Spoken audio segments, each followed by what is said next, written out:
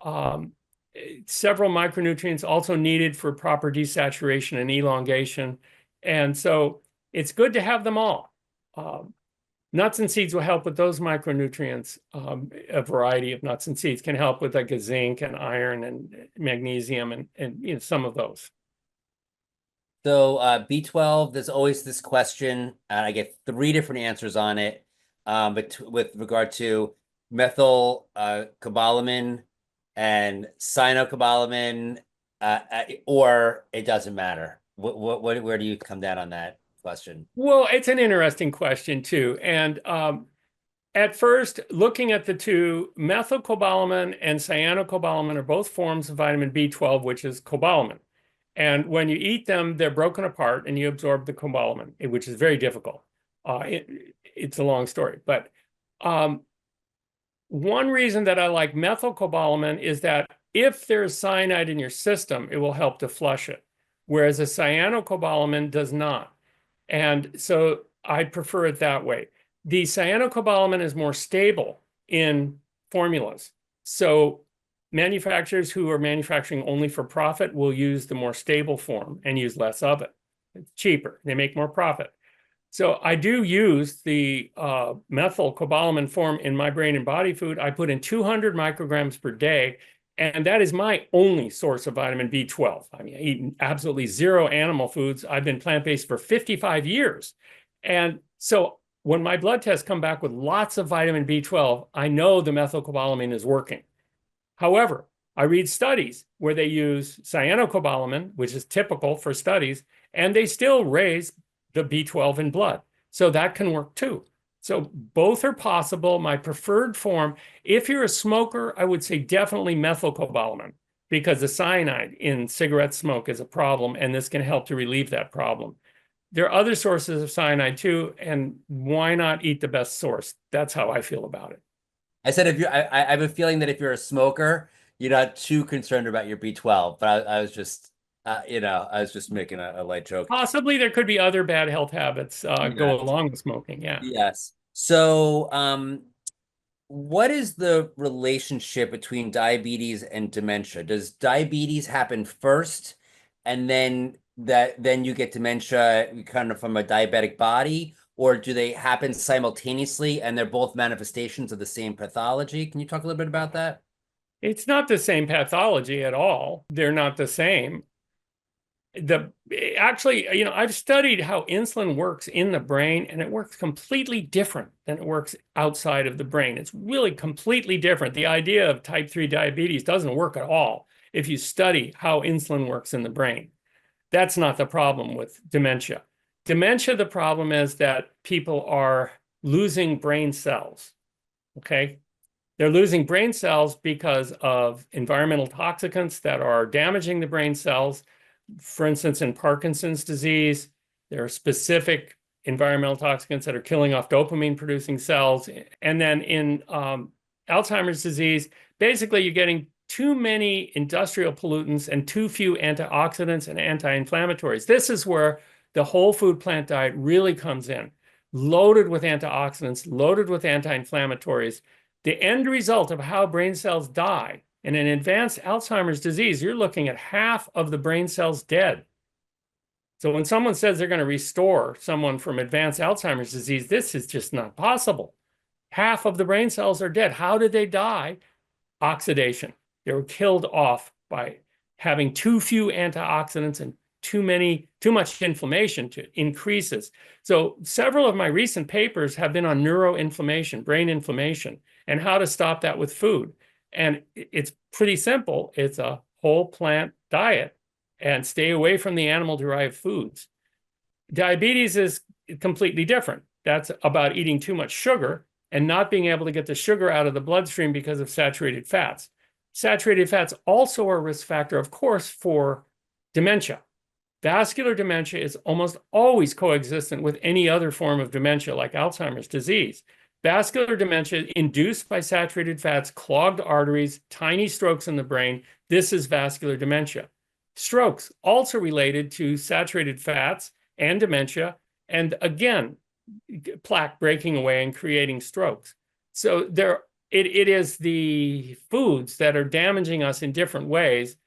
The same food in this case, maybe saturated fats, excess, are giving us diabetes and dementia. So with regards to what you said about Alzheimer's, where like, by the time you have advanced Alzheimer's, half the brain cells are gone. We've had people say that the symptoms were able to be somewhat mitigated. Is that possible? Without maybe restoring, half the brain back, you can mitigate the symptoms? Well, I think that if we're talking about, okay, let's start normal brain of aging, a little forgetful. Where are my keys? Make a list to go to the store. Okay, that's one thing. Then mild cognitive impairment, the precursor to dementia, where people progress from mild cognitive impairment into dementia, perhaps 15% of them per year will graduate to dementia. Then we're talking early Alzheimer's disease, during which there is definitely a chance to help both with symptoms and with memory. And in my study, which is the very beginning of that, the Hawaii Dementia Prevention Trial, they were at 19 out of 30 on the mini mental status exam.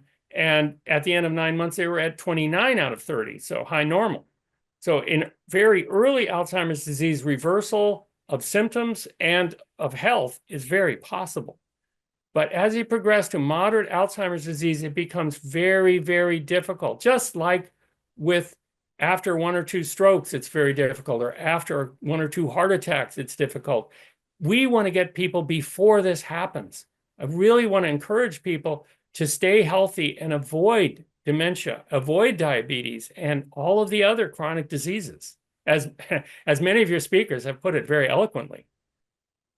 So if we are eating a whole food plant-based diet, an appropriate one, and we are, we're exercising, we're getting good sleep, we are mitigating our stress, do we need to fear getting diabetes? Is there other factors where and I'm supplementing with B12 appropriately?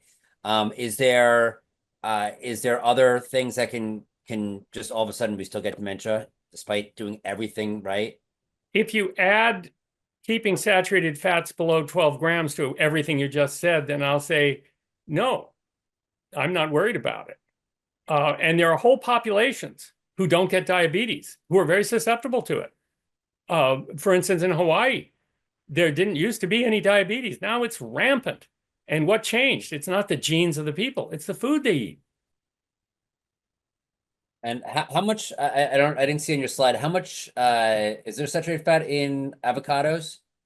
There's a little saturated fat in avocados, but here's the thing. You get 12 grams for free every day, so don't worry about it.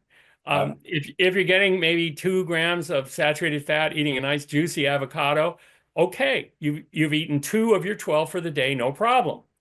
And then if you eat some chocolate and you eat another 3 or 4, wait a minute, you're still only up to 5 or 6, so you're okay for the day. And then later in the day, you eat some nuts and seeds or some peanut butter or something, and you wind up getting up to 11 or 12, no problem. But if you go over that, then you want to look at how you can just slim it back down.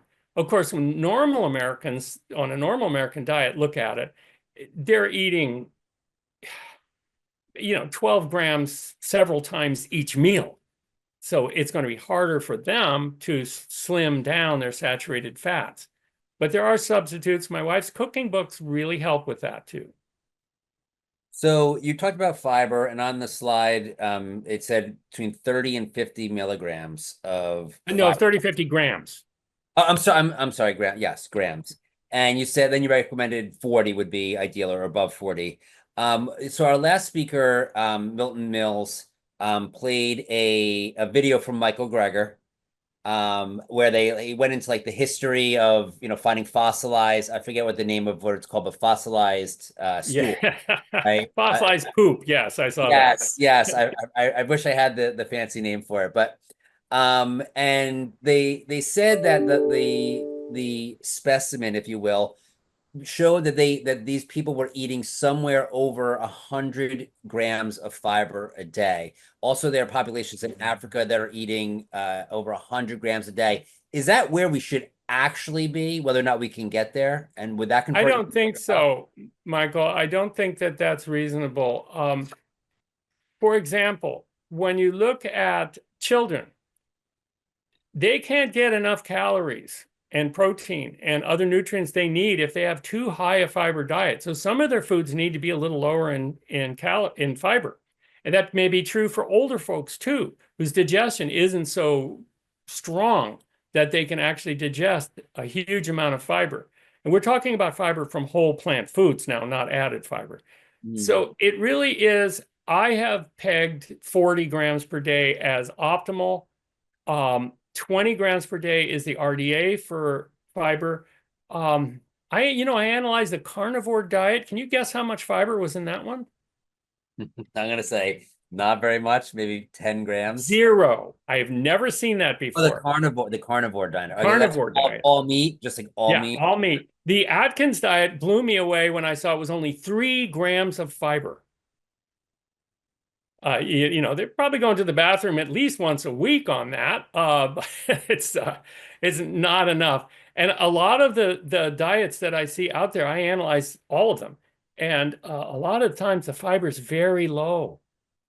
So no, 100 grams would be too much for most modern digestions. Perhaps a super fit person could do it, but you couldn't be too fit because you're going to need more calories and more food to get in there. And remember, fiber does not have food value. Its value is to go into the intestines. And so you don't get carbohydrates or protein from fiber. You don't Okay. get fats from fiber. So there's nothing to make energy from fiber. So you also need those other foods. So I would still stick with my 40 would be healthiest, 20 is the minimum. But going over 60, I think is, I've seen it, and especially in some raw food vegan diets that I've analyzed, they've gone over 60 and they're okay with that because it's mostly fruit and vegetables and they seem to do well, but they're usually younger and stronger and can take it. So I think over 100 would just be too much for our digestions to handle. Plus, you need a porta potty. Is it possible that the reason that they had 100 grams, or I think it was like even more, like 120 grams, is because their food is, these plants that they were eating weren't so dense in those other nutrients, so they needed to consume so much food, and in so doing, consume so much fiber, and they Yeah, basically sure, eating all day. Okay. sure, of course. Yeah, Uh, they're eating fibrous plant foods, and they do have to eat a lot to get calories because after all, fiber doesn't have any calories. okay. So so dates. I don't know if I saw that on your slide. How are dates with regard to sugar? And how are dates with regard to fiber? They have some fiber, they have some sugar. The sugar's fairly slow releasing. I've seen a lot of studies on dates for diabetics, and it's what diabetics do is they test their blood sugar.